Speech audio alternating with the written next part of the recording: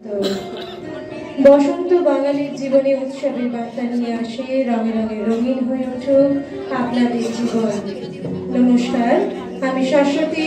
দোলযাত্রা শুভ লগ্নে ঝুমুর নৃত্য গোষ্ঠী তথা ঝুমুর কালচারালে আয়োজিত এই বসন্ত উৎসব 2025-এর অনুষ্ঠানে আপনাদের জানাই বাসন্তিক আন্তরিক শুভেচ্ছা।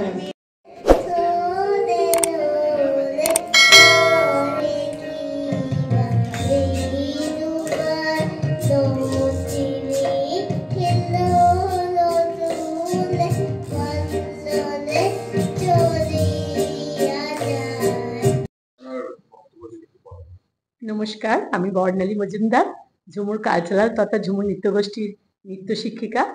আজকে বসন্ত এসে গেছে, এটা আমরা বসন্তকে বরণ করছি আমাদের ঝুমুর কালচারাল তরফ থেকে।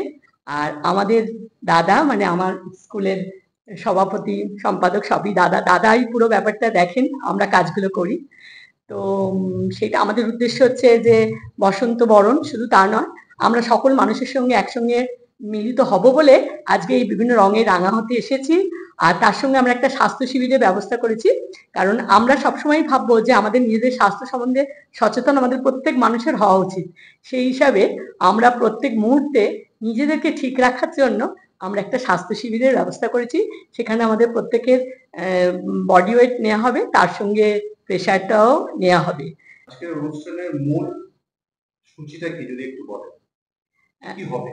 আচ্ছা, আজকে অনুষ্ঠানটা হবে, আমরা একদম ছোট্ট বাচ্চাকে দিয়ে, যেহেতু বাচ্চারাই শিশুরাই ফুলের মতো সুন্দর, তাই একটা ছোট্ট শিশুকে দিয়ে আমরা বসন্তকে বরণ করব।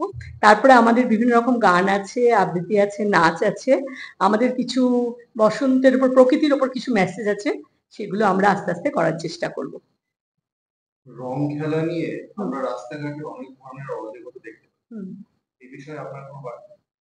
হ্যাঁ, এই বিষয়ে অবশ্যই আমার বক্তব্য আছে। সেটা হচ্ছে যে রং খেলুক, রঙে রাঙা হোক, সবাই প্রত্যেকে রঙে রাঙা হোক, কিন্তু অন্যকে ডিস্টার্ব করে না।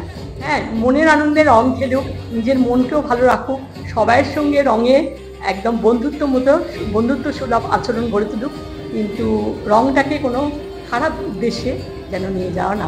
আমি বর্ণালী মজুমদার এই মেসেজটা দিলাম। আপনার নাম এবং আপনি এই সংস্থার সঙ্গে কিভাবে জড়িত? নমস্কার, আমি প্রশান্ত ধারা। অনুষ্ঠানের মধ্যে জড়িত নয়, আমি অনেক দিন থেকে অনেকভাবে জড়িয়ে আছি। আর বর্ণালী আমার বোনের মতো, ওই অনুষ্ঠানটার পাশে আমাকে রাখে, আমি সমৃদ্ধ হই। অনুষ্ঠানটাকে ভালোবাসি না, সংস্কৃতিকে ভালোবাসি। আজকে বসন্তকে আমরা যেমন ডাকছি, আমরা 25শে বৈশাখ আমাদের অন্য অনুষ্ঠান বিজয়া সম্মেলনী, তারপর ধরুন বছরের বাৎসরিক অনুষ্ঠান, বাচ্চাদের বা বড়দের নিয়ে এই অনুষ্ঠানটাকে আমরা পুরো ব্যাপারটাকে আমরা দেখব, যাতে সুষ্ঠুভাবে সংস্কৃতি বজায় থাকে।